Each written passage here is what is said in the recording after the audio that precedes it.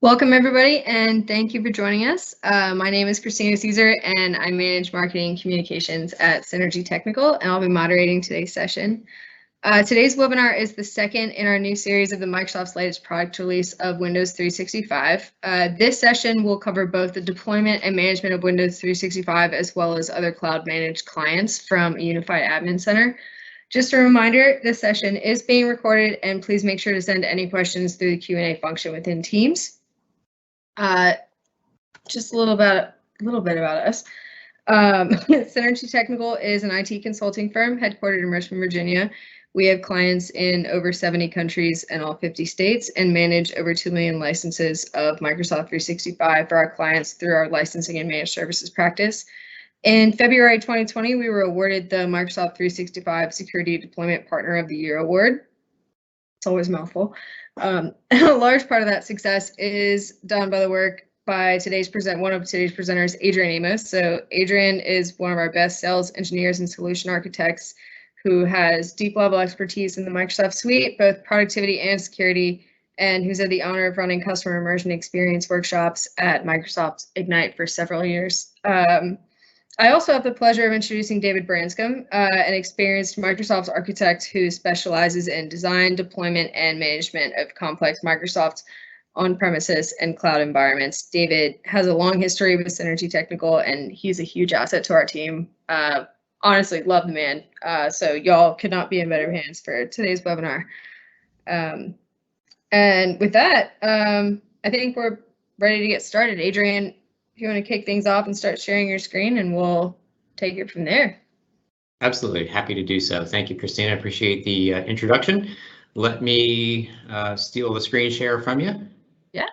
And let me know when you're able to see my screen. Okay. Yep, I got it. All right, fantastic. I'm going to move that back out of there.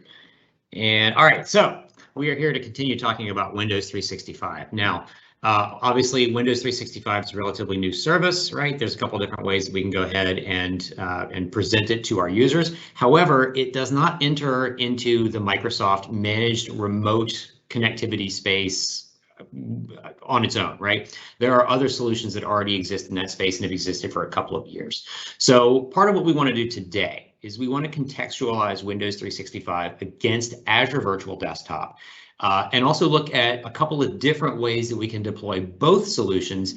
And in doing so, also try to recognize that any one of these might be the right fit for any one particular given workload.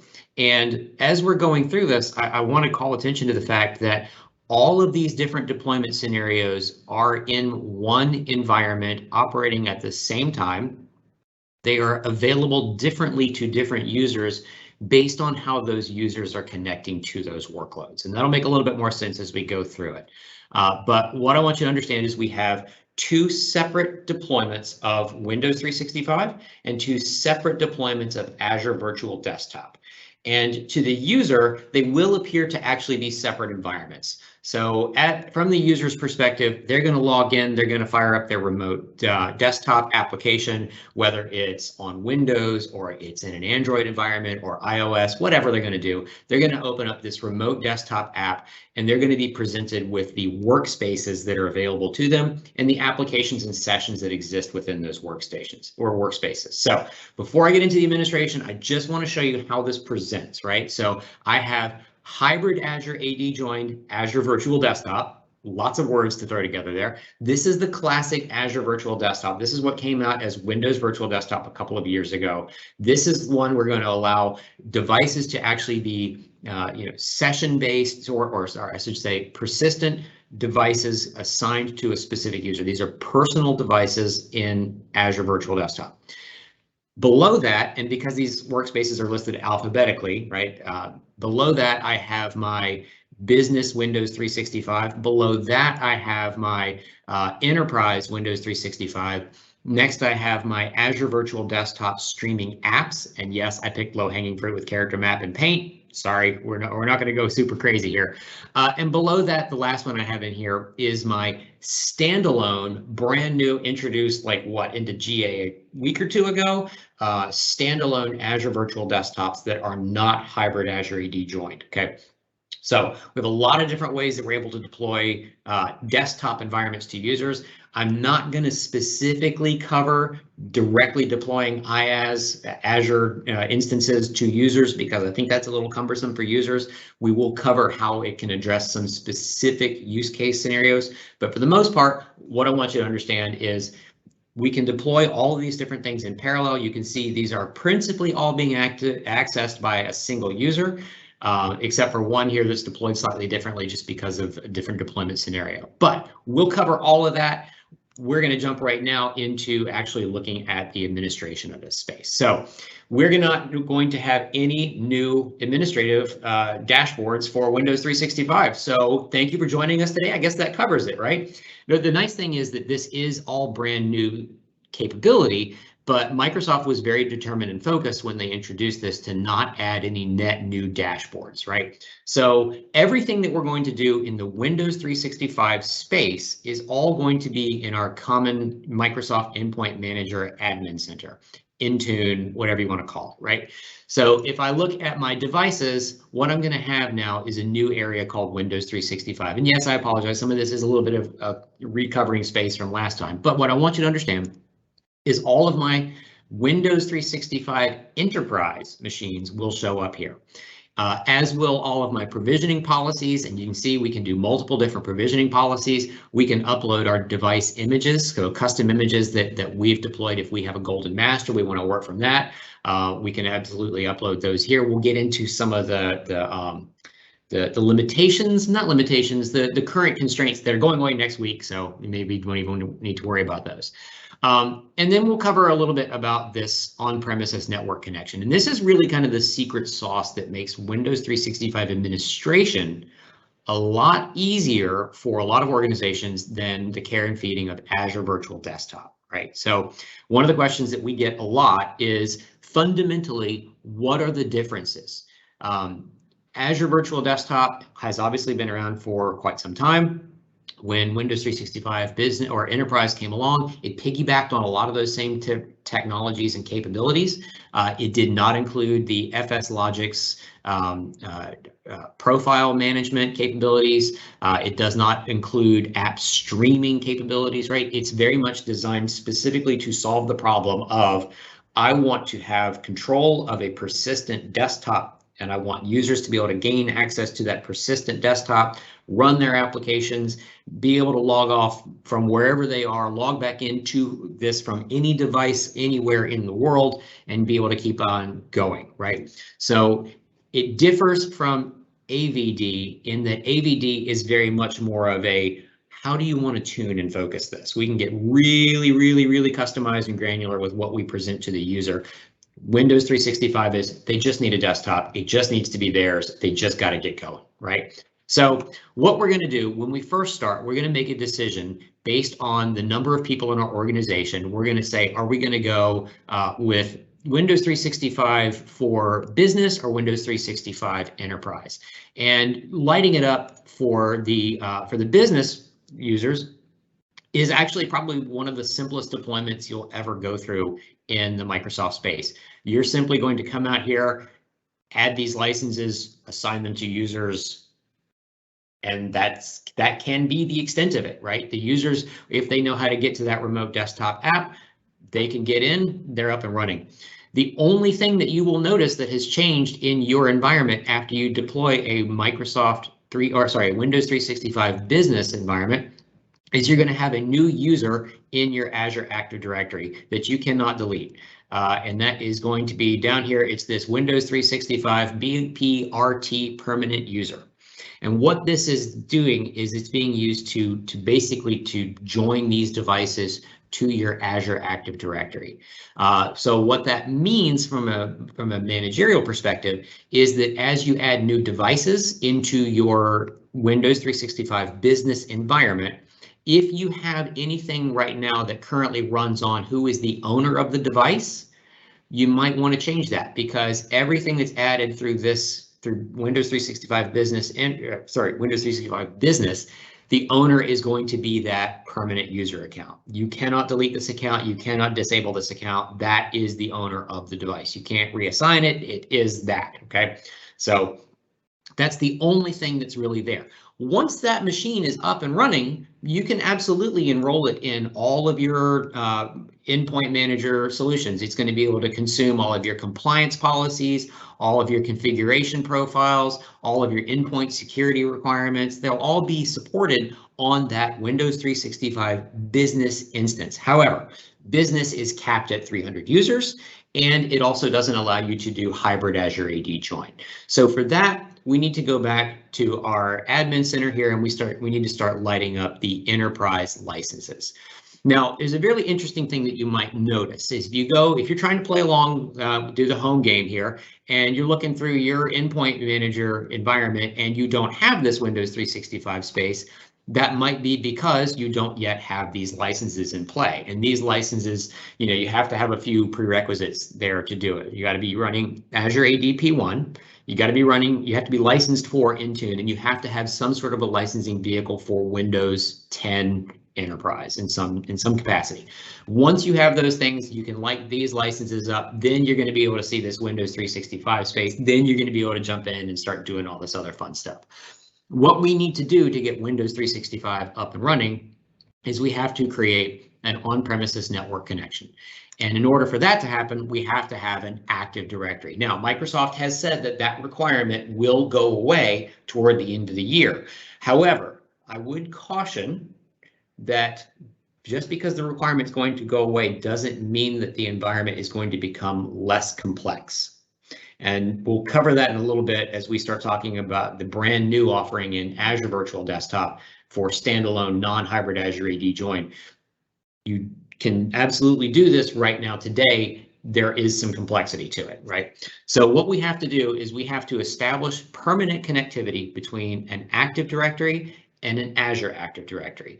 And in my case, I like to let my problems solve themselves. So I have in my Active Directory, in my Azure environment, right, I've got my Active Directory domain controller and my my Azure AD Connect services. They're all running in IaaS, they're all running in an Azure VNet. And what I really like about doing it that way is that I can tell the VNet that its DNS server is the Active Directory domain controller, which I can then turn around and pass back to this guy right here, right? So if I come in here and I'm trying to establish DNS connectivity, because you got to have DNS connectivity to be able to connect your Azure AD to this, to be able to replicate accounts and do all that kind of fun stuff, I can just point it at this network, and this network already has DNS configured on this network, and it's assigning it to a specific subnet, and I've got all my infrastructure assigned on that subnet. I will tell you, breadcrumbs are going to make the difference here, right? Name your resources and your resource groups and your subnets and your devices and everything after what they will truly do, because unless you have 3 screens sitting in front of you like I do, it's very easy to get lost unless you have very well documented breadcrumbs. And you might see in here that I have at least one thing that I missed, and it did cost me, right?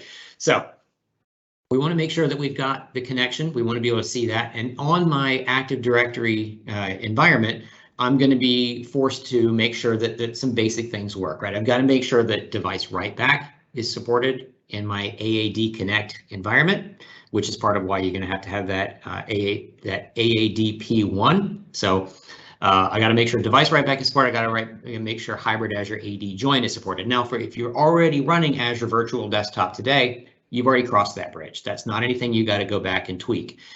We do want to also make sure, though, that we have the right tools in place, the right agents in place to make sure that Intune enrollment happens automatically for Active Directory objects. Now, what's really interesting here, again, I'm going to cover one thing here that I just want to show you real quick. If I go into my Active Directory here, and I look at my service accounts, you're going to see that I actually have a separate service account. I don't know if I can zoom in on this. Probably can't. Not that savvy. I have separate service accounts for Azure Virtual Desktop versus Windows 365. Okay, and the reason why I have these different service accounts is because I delegate different controls to them. And this is one of those fundamental differences at an operational level between AVD and Windows 365. You do not want to recycle that same account for joining the VMs to Active Directory. mostly because, again, they require different delegations, and also because of security best practices. If one thing goes wrong, we want to shut it down and not impact other things.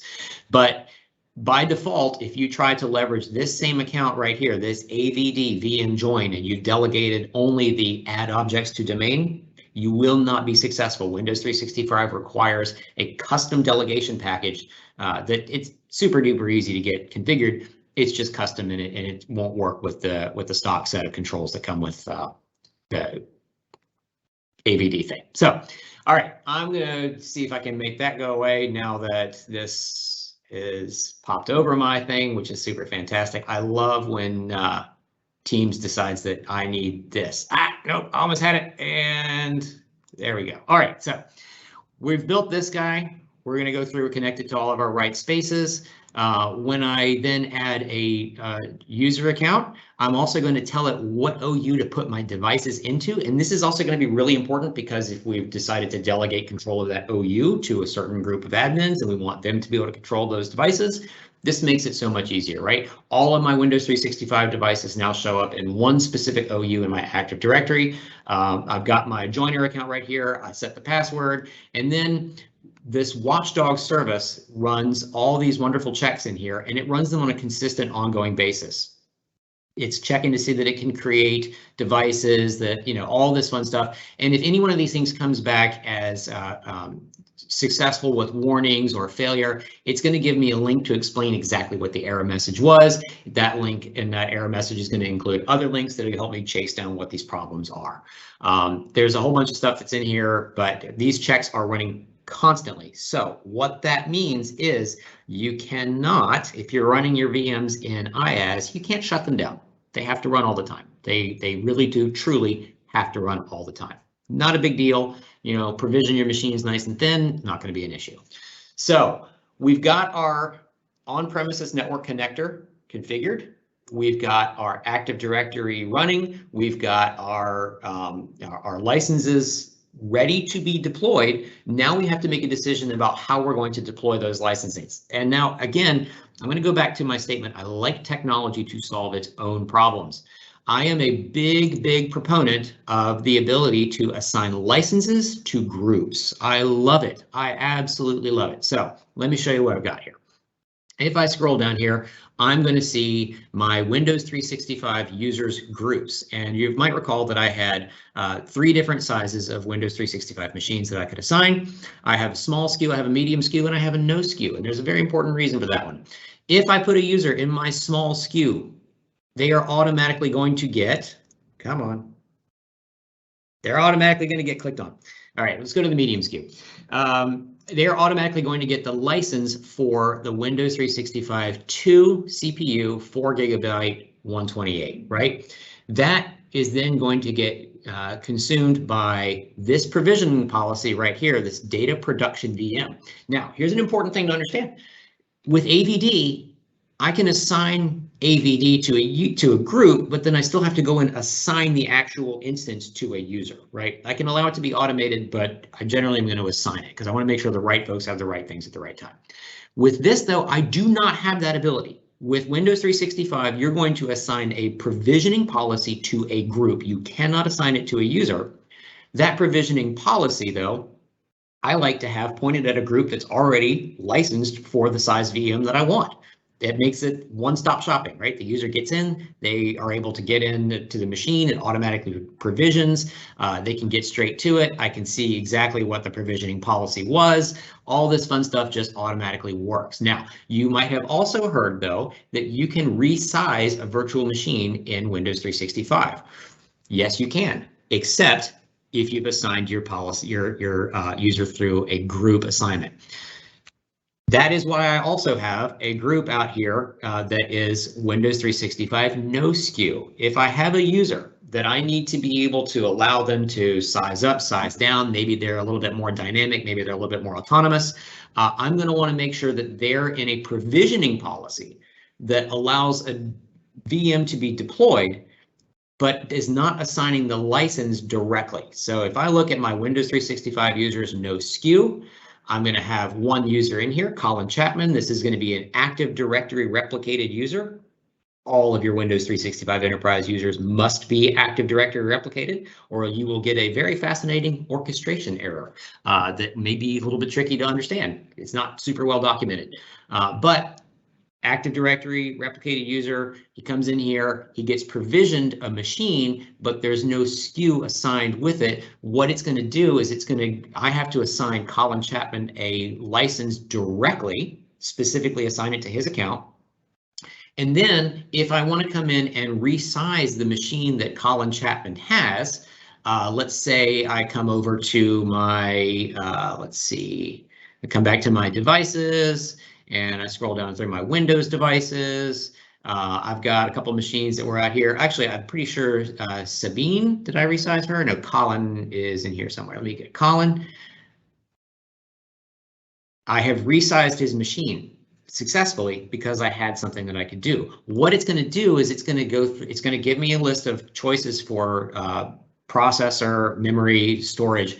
And if I have a license in my inventory that is not assigned to anyone, it will automatically grab that available license that matches this configuration that I choose here and overlay that license onto this user and put the other license back into the pool. So I can resize these users without having to play a licensing game if I've done it on a per user licensing level. That may be the right scenario for you. I personally like to keep it with the group-based thing. That way I know exactly how much my Windows 365 is going to cost from one day to the next. I don't want to have to worry about users dynamically resizing. I want them to put in a request, and I want to be able to actually personally move them somewhere or make some sort of change on their behalf. Let's see. So this is all, once this is all done, oh, actually, yeah, there's one more thing that we can get out of this too. So if my devices are Windows 365 Enterprise, I'm also able to consume a security baseline for Windows 365 that has been deployed into Endpoint Manager and will also light up once you have this wonderful Windows 365 space here in provisioning. So we've got our devices, we've got our provisioning policy, we've got our on-premises network connector, we've got our Active Directory, we have our account that has the special delegations necessary to be able to provision the users correctly.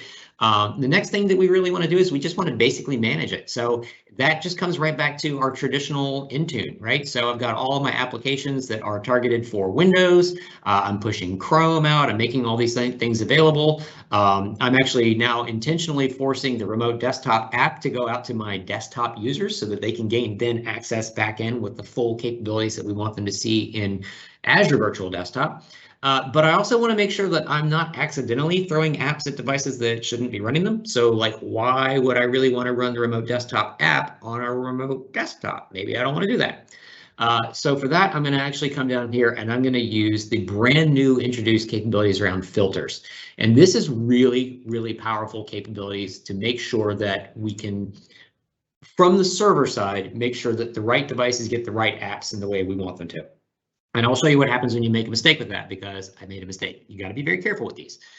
Windows 10, or sorry, these device filters that exist in Intune are very much like the WMI filters of Active Directory of yore, but they are not processed client side, they are processed server side. So when you try to, when you execute against them, you don't have to worry about a client having to try to figure out itself if it needs to run it. We're going to simply be querying, does the device model that is reported to Intune match this? If it does, we've got a filtering condition to match. So what are we going to do with that filter? Well, in this particular case, we have our application that was remote desktops. And let me actually do that by Windows only because I've been deploying it to all of my other platforms as well so that I could get to it on my phone. So got my remote desktops down here. I've got my device install status, and I can look down here and I can see that my filters are working. Filter criteria are not met. This device must match one of those two things. And if I click on this, it's going to tell me very explicitly what filters were. Oh, well, couldn't do it on this particular one. But you can make mistakes, right? When you are deploying your Windows 365 environment, one of the things I didn't touch on over here in this space was when we start provisioning new devices. So if I look at my provisioning policies, each one of these is going to include a gallery description, right? So in this case, I've come in here and I've chosen that I want the Windows 10 Enterprise with 365 apps 21H1. There's a bunch of these that I could choose from in here. They range from 21H1 all the way back to 1909. There are actually reasons for that, as I discovered the other day. And incidentally, Windows 11 will be out day one, as in like this weekend. We're going to get support for Gen 2 VMs with TPMs and all kinds of fun stuff like that too. But right now, this is what we have. Once we have deployed this, if I am deploying this particular one that has these Microsoft 365 apps included, I probably don't want to then overlay Microsoft 365 apps onto that machine. And full disclosure, I did, quite by accident. When I stood up my Azure Virtual Desktop environment, I accidentally failed to take the Microsoft 365 apps out of the deployment. And now when I stream my apps, Teams wants to pop up for every user. So you do need to be cautious with how you deploy your apps. So if I look at how I've got this deployed, right, I do have my properties that are set up here, and I did include some of my filters, but I didn't have them properly defined for excluding Azure Virtual Desktop. I can now do that. I'm going to go back and tweak it, and you'll see that the way this thing worked was my actual desktop devices, it was installed, but unfortunately, my AVD host pool also picked it up. And if I look at my filters here, it's going to show me that my Win10 all, it was no match. It didn't find one for AVD. That's on me. I made a total mistake with that. So, right, make sure your filters match the environments that you're looking to deploy, because while all devices that are deployed from Windows 365 start with the device name CPC, that is not going to be true of your Azure Virtual Desktop environment. So again, make sure your filters match the conditions you're actually looking to do. Speaking of conditions, once these machines are up and deployed, right, we're not just protecting with conditional access the apps that are inside the environment. We also want to make sure that conditional access is protecting the actual Azure or the actual Windows 365 environment. So if I come back over here and I look at my Azure AD conditional access policies, I've got a few that are in here. Some of them are turned on, some of them are report only. I'm still in the process of building out this environment. It's going to have a lot more as we go. But one of the things that you might notice that is explicitly not in here is one of the recent introductions of GPS-based conditional access controls. It turns out that based on the way that the service is configured right now, if you have a GPS-based conditional access policy that exists at all, whether it is an on or report only, it still asks the device to report its location. And if the device is incapable of reporting its location, that policy will cause a failure. So right now, the way that this environment is deployed, the way that it is configured, you cannot actually have a GPS-based conditional access policy in your environment. It will not work. It will not allow your users to get in. But we want to make sure that we want to get to Windows 365 and Azure Virtual Desktop from only the right devices. And in our case, what that's going to include is we can actually decide to come in here and we can say we actually want to filter specific devices to be included. And what this is really moving the needle in is we used to have to come in and decide, oh, I only want this from hybrid Azure AD joined, or I only want this from compliant devices.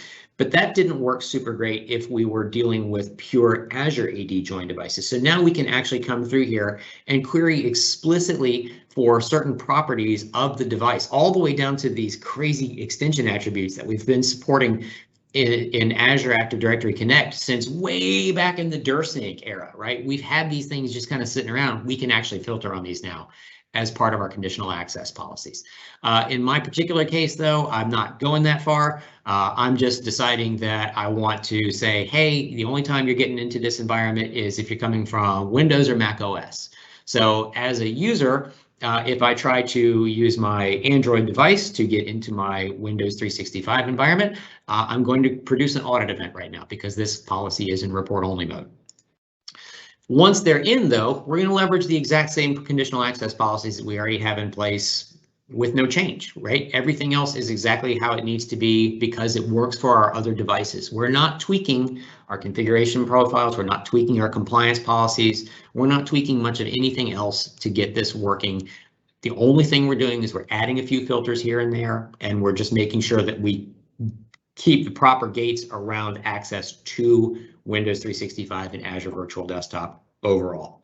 Now, I want to throw it over to David in just a couple minutes, but I do want to briefly touch on, we've deployed Windows 365, but in this same environment, like I said, I do actually have Azure Virtual Desktop running in both standalone mode and in hybrid Azure AD join mode, and they do solve very different challenges for our users. If we don't have an Active Directory to replicate from, which we don't, that may mean that we need to be able to have our users get up and running without that backing, right? So we can actually do that now. That's a capability that came into general availability, I think, last week. There's a fair amount of customization and PowerShell that has to be done to support that. The devices in Azure will not allow the users to log in by default. You actually have to go in and tweak the access management rules for each device. But if we're doing hybrid Azure AD join devices, right, this was probably the simplest deployment I have ever done in my life. Honestly, it was as easy as deploying Windows 365 to get users up and running in my hybrid Azure AD join device environment for this. And then finally, again, we can stream apps. So if really all you need to do is to deliver some custom application to your user base, they've got machines, they've got internet access, and you really need them to run, like, I don't know, Netscape Navigator 2.3 for whatever reason, and somehow you can find a way to run it. You can present that from a host pool device in Azure so your users can gain access to it, and you can protect that the same way as you would with credentials from Azure or from Active Directory. So there's a lot of different ways we can do it. AVD is exponentially more customizable than Windows 365. So if you need a lot of granular control, if you need a lot of precision in how you do it, that's going to be the right way to go. But just bear in mind, there's going to be a gradual uptick in support for it and maintenance to keep it running. So absolutely, if we look at it in descending order of complexity, Azure AD or Azure Virtual Desktop standalone right now is actually probably the most complicated to deploy. AVD standard, Windows 365 Enterprise, Windows 365 Business. This one's the only one that's restricted on how many users you can support in it, but you can literally license it and go. This guy is going to give you the best bang for the buck, the easiest administration, no net new dashboards, no jumping back and forth between Azure environments and the Intune environment. It's all just managed in one space. It's super duper simple. And again, group-based licensing that prevents a resize can actually help keep your environment simple and controlled and easy to manage going forward. So, whew. Big whirlwind. David, I want to throw it over to you, and I'm going to stop presenting for a bit here and give my throat a break.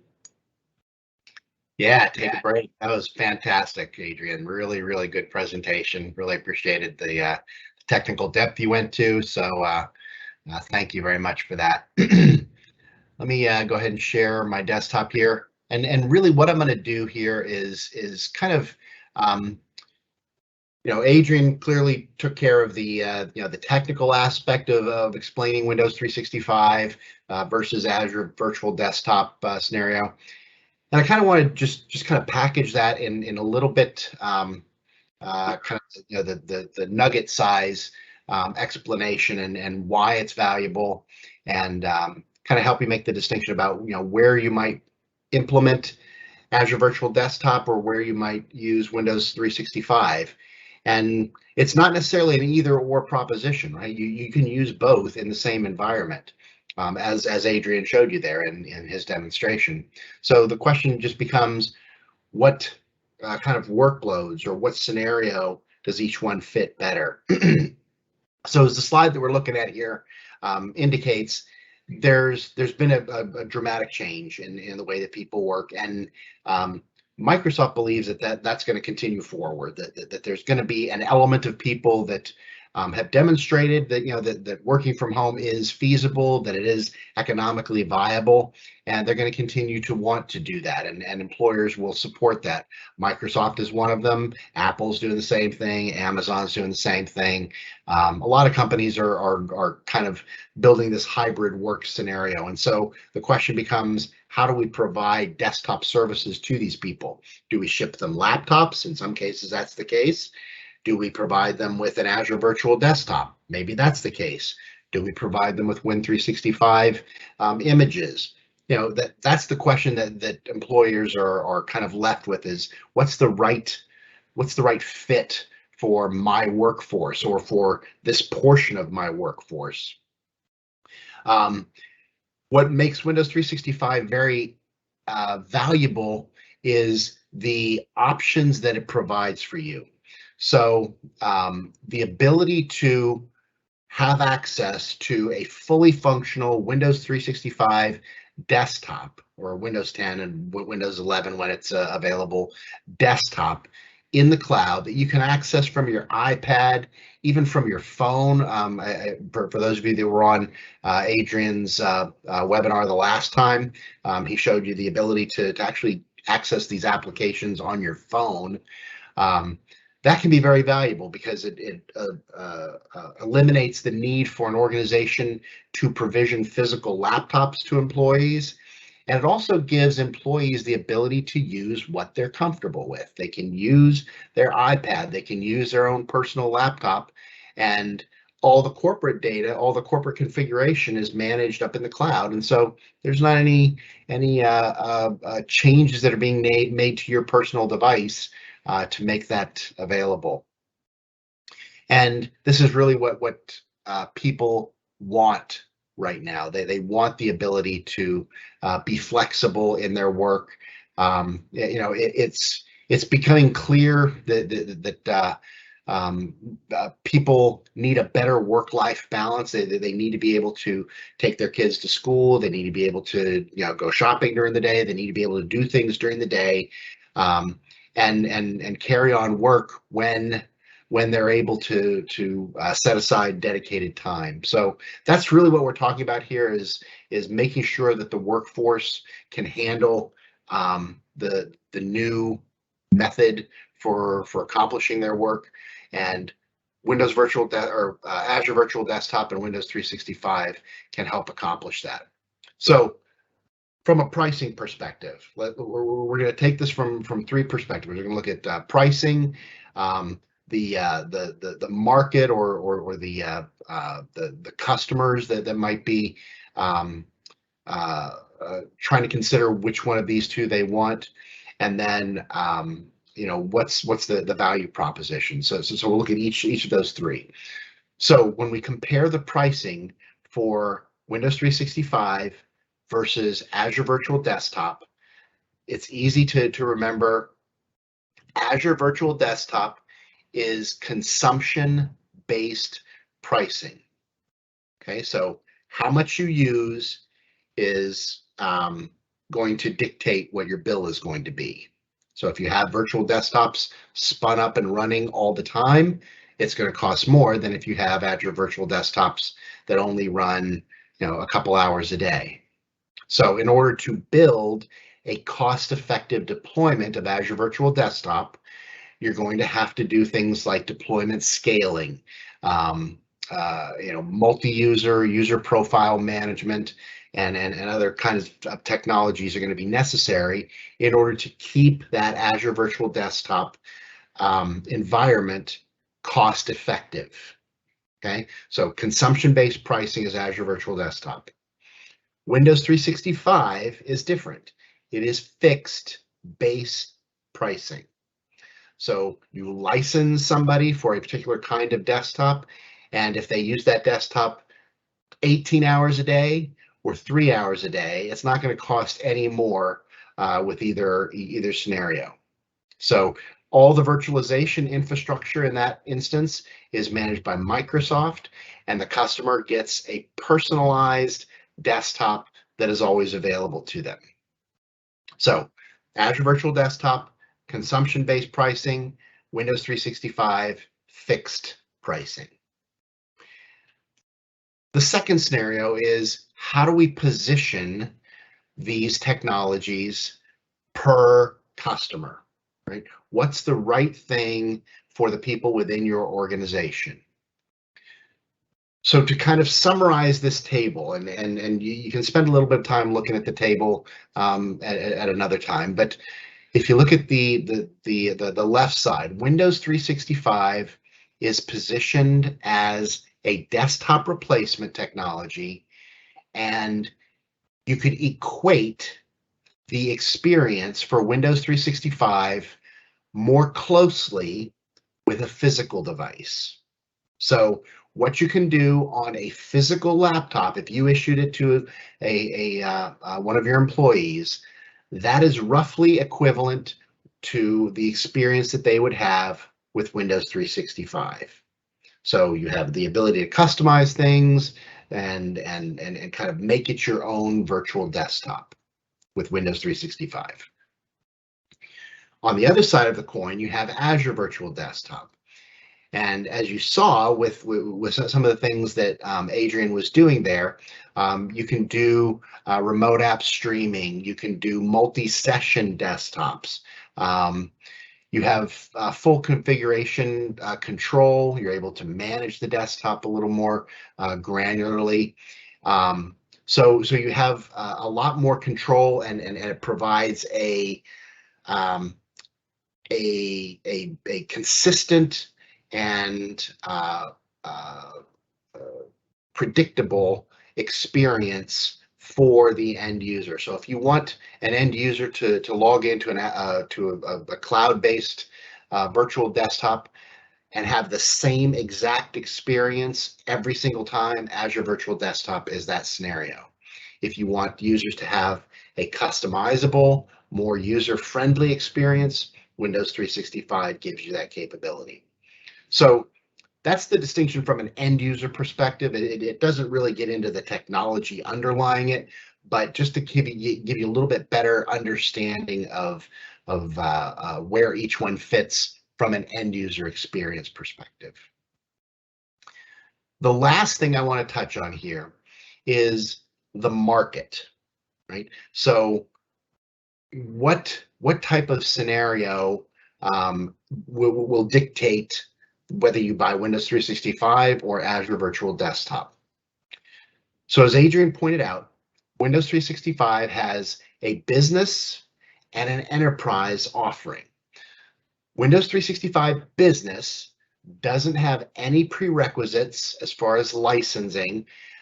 It's just an end-to-end purchase, right? You go on the website, you purchase it, and you can deploy, manage, and consume Windows 365 within a very, very short time. Windows 365 Business. Windows 365 Enterprise, on the other hand, has a bit more setup involved. And Adrian walked you through a lot of that, right? You have to have Intune, you have to have your Azure AD licensing setup, you maybe have your on-prem Active Directory and so on.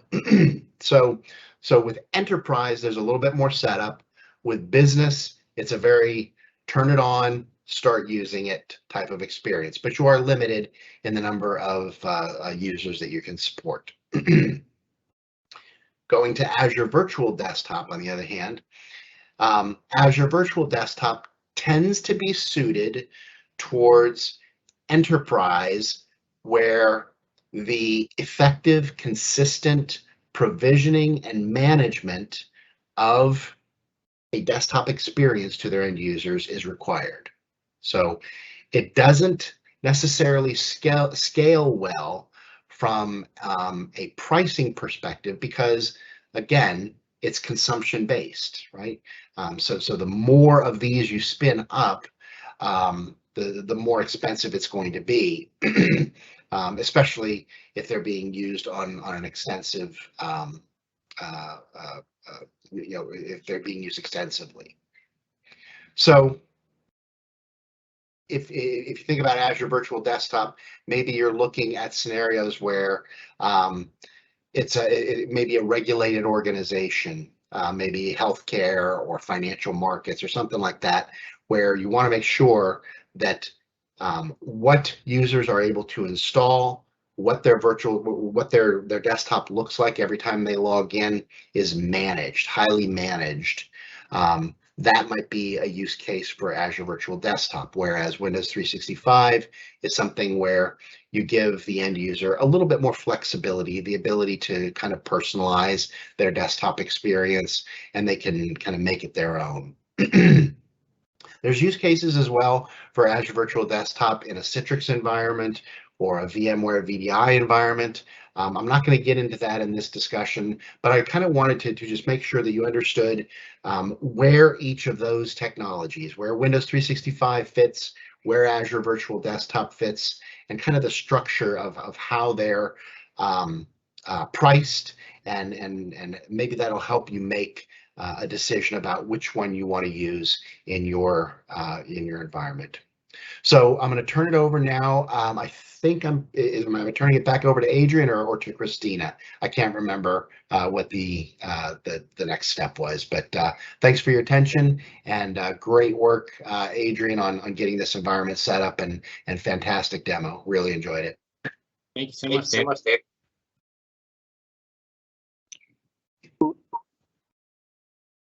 So Christina, you gonna grab it, or yep. Jack? I'm gonna say, Adrian, are you? Well, did you? I want to show one more thing. I want to show one more thing. All right, we'll do it, because I realized that I spent a lot of time talking about, like, you know, administering it, and we did cover the basics of user presentation last week, but I did want to show you just really quickly. Again, you know, here's our environment that has all of the different workspaces here. But one of the questions that we came away with last time was, how do I, as a user, show more than one desktop? So that's actually only currently supported on the Windows Remote Desktop app. But if I right click any one of these machines and hit settings, it's going to take me the option to turn off default settings, at which point I can choose how many of these monitors I want, have it automatically fit the session to the window, maximize, do whatever I want to with that. Now, David did also mention that last time I was able to show this working from my phone. Well, David, I took it up a step, and I actually have my phone now showing here on the screen as well. So you can see that from the Android perspective, I don't have quite as many options. I can't right click and do settings. I can't choose multiple screens, right? That's probably fairly predictable. But truly, if I just double click on this, it really just takes me right into the actual environment. Fortunately, I've already got my phone turned sideways right here. It's going to log me right in. I'm the same user, though, also here in my portal.office.com, and I can see that I have Azure Virtual Desktop right here and Windows 365. Those are in line with all of the apps that are being presented. These will both take me to the same gateway experience, where I'm going to have, you know, a bunch of workspaces that are shown here. So again, from a user perspective, they don't really care, right? Whether it's AVD, Windows 365, whatever the method is that we need to use to tweak the workload to get the users to the right place, the interface to get into it is pretty much the same across the board. So with that, I now am going to hand it back over to Christina and stop presenting. So I just wanted to cover that because I didn't want that to get missed. No, you're all good. That was great content. And yeah, thank you so much to both Adrian and David for presentation. That was, I know we've been talking about Windows 365, I feel like, for the last like month or two. But so let's kick off this Q&A. So we have great questions in the chat. Let me pull it up really quick. Firstly, we'll start with what kind of AD account is needed to manage AVD and Windows 365? So actually, that's a great question. And there's a temptation in a lot of shops to just go straight in with, you know, highest level privileges works, right, and work your way down until it breaks. There is actually really good documentation out there on how to do this with just a standard user, right? If you look in my environment, my AVD VM join and my W365 VM join are both just standard users in Active Directory that have both been delegated a different set of custom permissions. So there's absolutely no need for a domain admin, no high level anything. And again, if you go the Windows 365 business, that's actually going to provision that permanent user account into your actual Azure Active Directory, and you just don't ever mess with it. And it's a system managed account, so there's no password sitting out there in plain text for someone to go grab.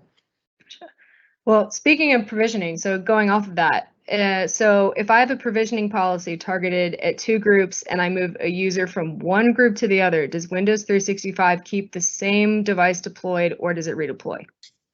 At the moment, and I can't speak to what future plans are, at the moment I have actually tested that. I created a group in my environment called Oops, I moved a user, and I assigned the same licenses and the same provisioning policy to that. I moved the user, and the user was moved immediately into the grace period. Now, that's something we didn't actually cover. If you take a license away from a user or a provisioning policy away from a user, they get moved into a default 7-day grace period in which the machine is maintained and kept available. And if you simply reapply the license or the provisioning policy, the machine comes back. Right now, the user goes into that grace period and then another machine is provisioned. I'm confident that that is something that will be addressed fairly soon, because moving a user from one group to another shouldn't be a super disruptive event. However, you can always just move the user back, and that's part of one of those reasons I'm going to caution, like whether it's resource groups or subscription names or networks or groups that are associated with this, have your stuff.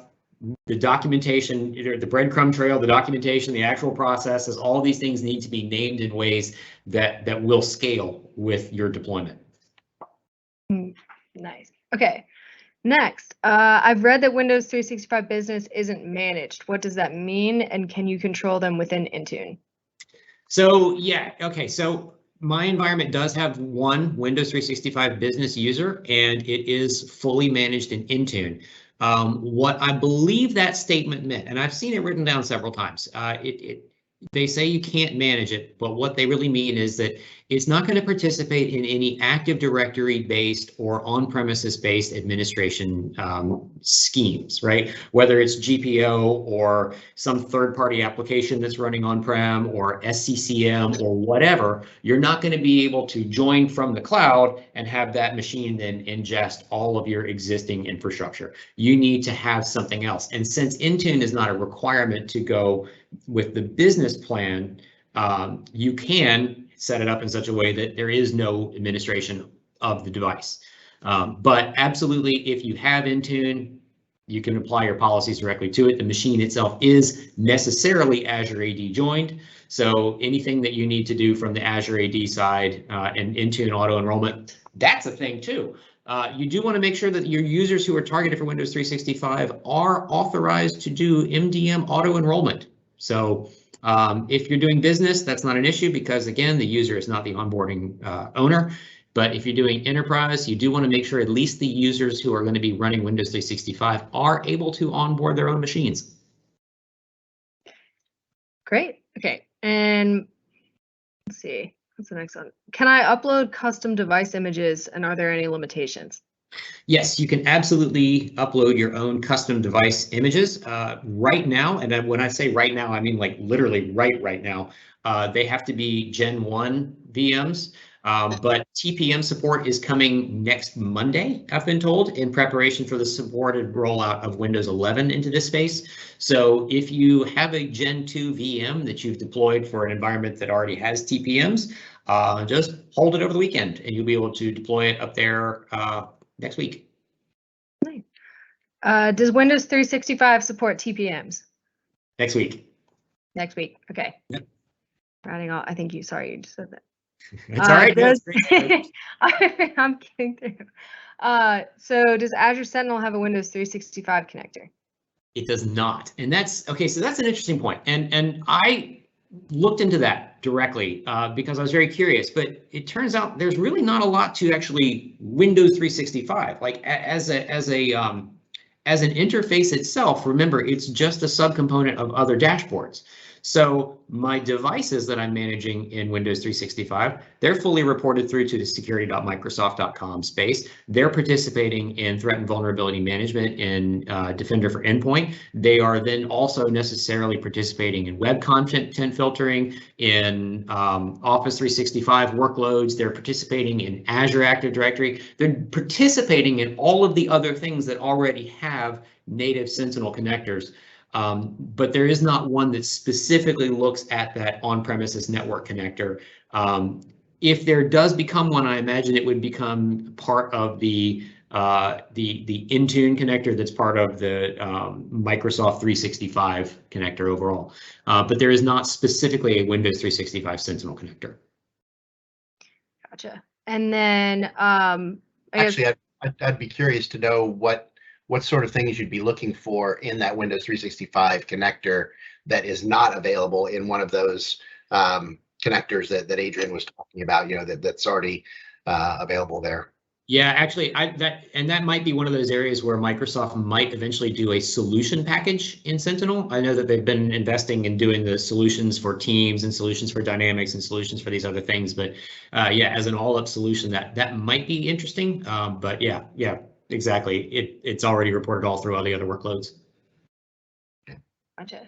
And then just to verify, so with Windows 365, can you not use GEO IP filtering in Azure AD? No, yes, you can use Geo IP filtering. You cannot use GPS-based conditional access policies. Sorry, I almost got that backward. But yes, you can use Geo-based, but all of the Geos are going to be wherever you've brought up your environment, right? And my understanding is that's principally North America right now, David. I'm not sure where else on the globe Windows 365 exists, but I know that right now all of my environment is US based, so Yeah, I think it's exclusively US East 2 right now. Okay. Right. Okay. And then so that I'll give everyone a minute if anyone has any last minute questions they want to drop in. But I know Adrian, you've done a few of these already, but if you wanted to touch on the Windows 365 Quick Start engagement that we've launched. Yeah, so actually, yeah, that's great. We've launched a quick start engagement. It's in the Azure Marketplace as well. It's a 4-day readiness assessment where we also include, I think it's pilot licensing for up to 5 users to get started with Windows 365. We will do the readiness assessment. Will be looking at your current infrastructure and architecture, current services deployed in Azure, and all that kind of fun stuff. To help you determine, what is going to be the lift to get your users up and operational in the Windows 365. And like I said, it does actually include, I think it's 30 days worth of licensing for 5 users to get started. We also, as part of it, do a pilot deployment for up to 10 users. So it's an assessment, it's a pilot, it's just a great easy way to get up and rolling. It's delivered over a 1-week period with the thought that you can be up and running and playing in Windows 365 by Friday.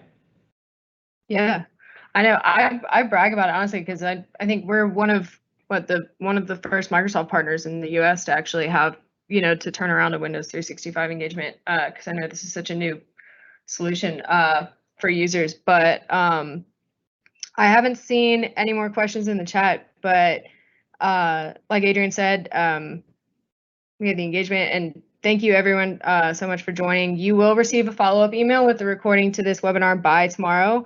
And I'll also include, if you missed, so I know this was a 2-part series, the first being more of a welcome to Windows 365, like what is it? And the second, being more technology based. But I will include the link to the recording in the follow-up email to this webinar as well for the first one. And in future, please be sure to keep up with us on social or check our events page for more upcoming webinars. And thank you again also to David Branscome. It's been amazing how much Microsoft has been involved in the Windows 365 launch process.